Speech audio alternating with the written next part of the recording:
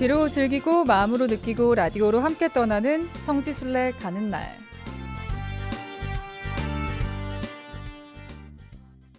네, 성지순례 마음은 있지만 쉽게 나서기 힘드셨나요? 또 궁금하긴 했지만 어떻게 준비해야 하는지, 어떤 곳들이 있는지 막막하기만 하셨을까요? 그렇다면 매주 금요일 이 시간 함께해 주시기 바랍니다. 이 시간에는 가톨릭 해외 성지와 국내 성지를 번갈아 가면서 소개해드리고 있는데요. 오늘은 국내 성지로 떠나봅니다. 국내 성지 안내를 맡아주실 분 나와주세요. 네, 평화를 빕니다. 평신도의 눈높이에서 친근하고 소박하게 여러분과 국내 성지 이야기를 함께 나눌 비아동 본당 조명순 클라라입니다. 네, 오늘 보니까 하늘이 참 파래서 성지순례 가기 좋은 날이다라는 생각이 들어요. 네. 청취자분들도 함께 라디오로나마 저희와 국내 성지순례 떠나보시면 좋겠습니다. 자매님, 오늘 저희 도보순례 코스 나설 건데 먼저 코스 소개부터 해주신다면요. 네, 뚜벅이로 떠나는 성지순례 가는 날 교황청이 승인한 서울순례길 3코스 일치의 길을 걷고 있습니다. 그 중림동 약현성당에서 시작해서 당곡의 순교성지와 새남터 순교성지를 거쳐서 그 절두산 순교성지와 노고산 성지까지 일치의 길을 순례를 했는데요. 오늘 또 3코스 일치의 길로 옛 용산 예수성심신학교 성심성당과 외곡의 성지까지 이어서 순례를 해보도록 하겠습니다. 오늘 떠날 성지 두 곳 모두 그 순교 성인들의 유해가 머물다 간 거룩한 장소입니다. 저희가 국내 성지순례 한 지가 3주 전인가요? 네, 그래서 그렇죠. 기억이 가물가물하긴 하지만 네. 그때 기억 떠올려 보면서 오늘 첫 번째 목적지죠. 용산 예수성심신학교로 가보겠습니다. 네, 그 노고산 성지에서 3.1km를 걸어서 서울시 용산구 원효로에 있는 그 성심여고를 찾아갔는데요. 우리가 찾아가야 할 그 옛 용산 예수 성심 신학교 성심 성당이 지금의 그 성심여고 교정 안에 있기 때문입니다. 교문 안으로 들어가서 성심 성당으로 향하는 그 언덕에 예수 성심상이 환하게 반겨주시는데요. 조선 후기까지 그 수목이 울창했던 이곳은 그 용산의 8경 중에 하나로 꼽힐 정도로 아름다운 곳이었다고 합니다. 그 예수 성심 성당은 그 지형의 특성을 잘 이용해서 지어진 아담하게 생긴 성당으로요. 명동 주교자 성당과 중림동 약현 성당을 설계한 코스트 신부가 설계를 하였다고 하고요. 현재 성심 기념관과 함께 그 사적 제 255호로 지정되어 보존되고 있다고 합니다. 네, 용산 예수성심신학교 역사에 대해서 알고 성지순례를 하면 더 그 의미가 클 것 같은데 그 역사에 대해 좀 알려주세요. 네, 우리나라 최초로 세워진 신학교는 1855년 충청도 그 배론에 세워진 배론 신학교인데요. 이 배론 신학교는 1866년 병인박해로 폐교가 되고 말았고요. 그 후로 20여 년 후인 그 1885년 경기도 여주군 강천면 그 범골에 예수 성심 신학교가 문을 열게 되었답니다. 그리고 1886년 그 한불 수호 조약으로 신앙의 자유를 얻게 되자 교구장이었던 불랑주교는 그 용산 일대의 부지를 매입해서 1887년 3월에 이곳으로 이전을 했다고 해요. 네. 1892년에 그 벽돌조 2층으로 신학교 건물이 건립이 되었고요. 이어서 1902년에 그 신학교 부속 성당인 성심성당이 봉헌되었는데요. 1942년 그 일제의 탄압으로 폐교될 때까지 40년간 그 사제 양성 교육을 받던 성소의 못자리였답니다. 성소의 못자리이기도 했던 이곳 함께 살펴볼까요?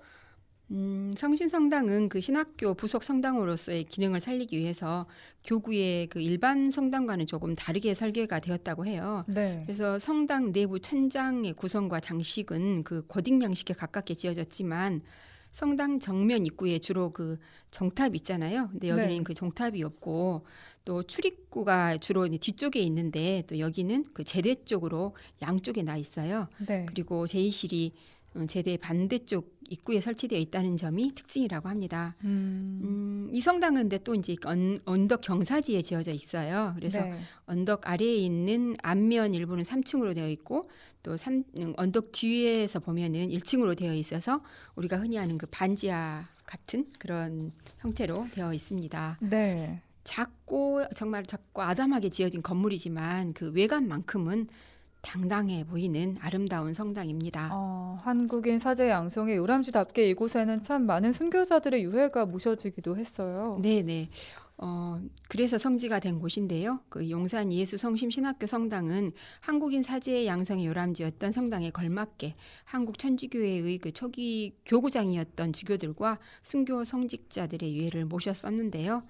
대표적으로는 성 김대건 안드레아 신부의 유해가 1902년 축성 당시부터 1958년까지 무려 56년 동안이나 이곳에 모셔져 있었다고 해요. 네. 그리고 조선교구 초대 교구장이셨던 부르기에르 주교와 2대 교구장 성 앵베르 주교, 그리고 3대 페레올 주교, 4대 성 베르네 주교, 5대 성 다블류 주교, 6대 리델 주교, 7대 블랑 주교, 그리고 8대 교구장이자 이 성당 봉헌식을 집전한 뮤첼 주교에 이르기까지 8분의 그 역대 조선 교구장 주교들의 유해가 이 성당에 안치되었었답니다. 네. 그리고 또 뿐만 아니라 순교하신 사제들의 유해도 이곳을 거쳐 가셨는데요. 네. 기예박해 순교자인 그 성 모방, 성 샤스탕 신부를 비롯해서 그 병인박교 때 순교한 오메트르 신부, 성 유행, 성 브루티니에르, 성 도리, 성 볼리의 신부 등의 유해도 이 성당을 거쳐갔다고 합니다.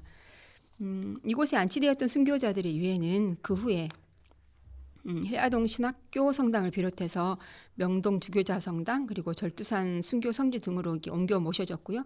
역대 교구장들의 유해는 현재 용산 성직자 묘지로 옮겨서 안장이 되었는데요. 이곳에 안장되었던 순교 성직자 10위가 1984년 교황 요한 바오로 2세에 의해서 시성이 되었다고 합니다. 네, 성지순례 가는 날 오늘은 일치의 길 함께 도보 순례하고 있습니다. 이 길에서 우리가 함께 기억했으면 하는 가족들이 있다고요.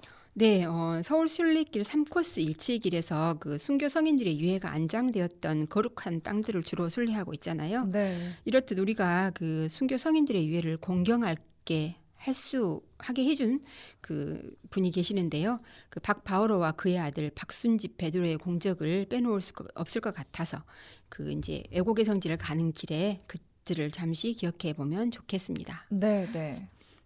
그들 이야기의 시작은 1839년 기예박해에 앵베르 주교와 모방 사시탕 신부의 그 세남터 순교 때부터인데요. 네. 이들의 시신을 그 일행들과 함께 노고산에 안장했던 그 박바오로는 복잡한 그 서울 궁교에 순교자 유해를 모신 것이 이제 불안해서 4년 후에 자신의 선산인 관악구 신림동 삼성산에 이 세 성직자의 시신을 옮겨 모셨답니다. 후에 이 사실을 아들인 박순지 베드로에게 알려주었는데요. 부친의 고귀한 뜻을 이어가기로 결심한 아들 박순집 베드로는요. 1866년 병인박해 때 그 세남토에서 순교한 베르네 주교와 브루티니에르, 그리고 볼리웨, 도리, 푸티니콜라, 프루티의 신부, 그리고 오세영, 알렉시오의 시신도 몇몇 신제들과 함께 찾아내서 이 왜곡에 모셨고요. 또 서서문박 내거리에서 순교한 그 남종삼 요한과 채영 베드로의 시신도 왜곡에 안장을 했답니다. 네, 또 시간이 지난 뒤에 박순집 베드로가 당시의 일을 상세히 증언하기도 했다죠. 네, 이제 그리고 세월이 흘러서 이제 박해가 끝난 후에 제7대 조선교구장 불랑 주교가 그 순교자의 행적을 조사할 때 이 박순집은 자신이 보고 들은 것, 그리고 직접 안장했던 것을 바탕으로 순교자들의 유해가 묻혀 있던 곳을 증언함으로써 그 명동성당 지하 묘소로 옮길 수 있도록 했는데요. 이렇게 순교자의 유해를 귀하게 모셨던 박순집의 가문은 무려 16명의 순교자를 배출한 순교자 집안이에요. 그 가문에서요. 네. 그래서 이제 이들의 행적을 그 박순집이 이렇게 증언한 기록이 있는데요. 이게 이제 박순집 증언록이라고 하는 그 증언록을 통해서 확인이 되었고, 이 증언록에는 그 153명의 순교자들의 행적이 기록이 되어 있다고 합니다. 오늘날 우리가 순교자들의 유해를 공경할 수 있도록 해준 이 박바오로와 박순집 베드로 부자를 꼭 기억했으면 좋겠습니다. 네, 서울 순례길 3코스 일치의 길, 이제 외국의 성지와 삼성산 성지 두 곳을 남겨두고 있습니다. 먼저 외국의 성지로 함께 이동을 해볼게요. 네, 외국의 성지는 옛 그 용산 예수 성심 신학교를 나와서 용산역 지하도를 거쳐서 2.4km를 걸으면요, 서울시 용산구 한강대로에 위치하고 있는데요. 현재 그 군종교구청과 그 주교자인 국군중앙성당이 자리하고 있습니다. 네. 한자로 와현 또는 와서현으로 불리던 원래 원래 옛날부터 기와와 벽돌을 구워서 공급하던 그 와서가 있었던 데서 유래한 명칭이라고 해요. 네. 또 이곳 외국의 성지가 우리나라 최초의 사제죠. 김대건 신부님과 인연이 깊다고요. 네, 외고개가 그 한국 천주교회와 그 인연을 맺게 된 것은 박해 시대 순교자들이 시신이 또 이곳에 묻히면서부터인데요. 기록상 가장 먼저 여기에 묻힌 순교자가 바로 병인박교 때 순교하신 김대건 안드레아 신부님이십니다. 김대건 신부님은 1846년 9월 16일에 세남터에서 순교하셨고 그 시신은 서야고보 등에 의해서 이곳 외고개로 옮겨졌다가 박해가 진정된 뒤에 미리네로 이장이 되었다고 합니다. 네. 또 이외 많은 순교자들의 흔적을 느낄 수 있는 참 의미 있는 장소라고요. 네, 조금 전에 그 말씀드렸던 그 박순지 베드로에 의해서 그 이 병인박해 때 세남터에서 순교하신 베르네주교 브루트니에르 신부, 볼리의 신부, 도리 신부와 푸티니콜라 신부, 푸르티의 신부, 그리고 성 우세영 알렉시오 등 7분의 순교자가요 33년간 묻혀 있던 곳이고요. 또 서서문방 내거리에서 순교하신 남종삼 요한, 최영 베드로 등 2분도 43년 동안 매장되었던 곳으로 이 외국의 성지에 묻히셨던 12의 순교자 중에서 8분이 성인의 반열에 올라 계십니다. 네.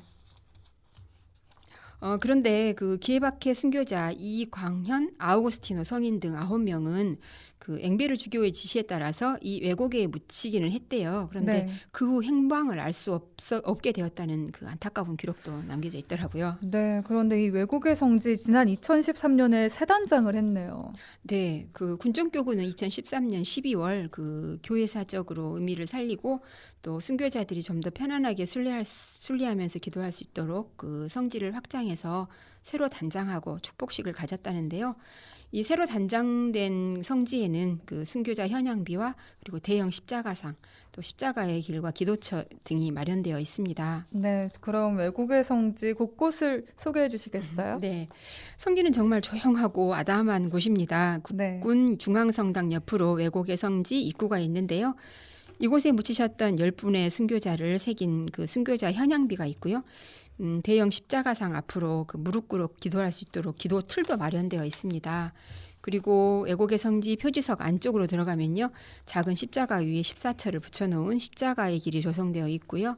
또 십자가의 길 끝에 기도하며 머물 수 있도록 목조로 된 정말 작은 공간에 기도처도 마련되어 있습니다. 네. 저희가 지금 여름의 한 길목에서 일치의 길을 순례하고 있는데 자매님은 여기에 한겨울에 다녀오셨다고요? 네, 네. 그랬습니다. 이날 저희는 그 눈도 오고 바람도 많이 불던 날 다녀와서 그 성지 곳곳에 눈도 쌓여 있고 또 기도처에는 고드름도 열려 있는 그야말로 겨울 풍경, 아름다운 풍경이었는데요. 네. 그 아침에 절두산 순교 성지에서 미사로 시작한 순례길이 이곳 외국의 성지까지 이제 오니까요.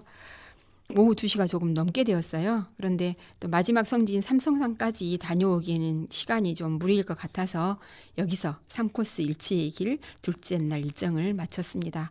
네. 이날은 12.2km를 걸었는데요. 걸음수로 21,770보를 걸었더라고요. 많이 한겨울에 걸었죠. 정말 많이 걸으셨네요. 네. 네, 자매님도 이날 여기서 순례 마치셨다고 하니까 저희도 오늘 여기서 순례를 마쳐보도록 하고요. 네. 다음 주에 함께 떠나볼 성지 예고를 해주시겠어요? 네, 이제 서울 순례길 하나의 성지만을 남겨두고 있습니다. 다음 시간에는 서울 순례길 1, 2, 3코스의 마지막 성지인 삼성산 성지까지 함께 떠나보도록 하겠습니다.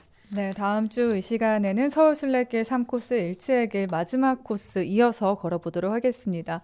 오늘 비아동 분당 조명순 글라라 자매님과 함께했습니다. 감사합니다, 자매님. 네, 감사합니다.